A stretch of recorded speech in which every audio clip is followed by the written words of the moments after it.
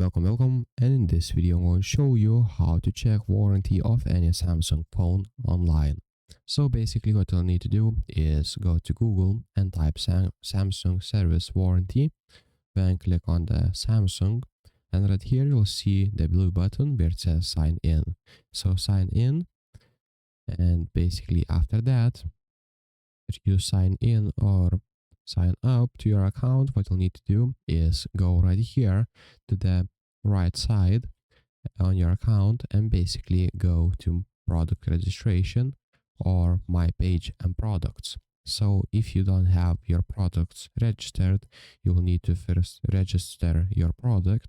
But if you have your products already, just click on my page and products, and right here you'll find your phone, tablet, or other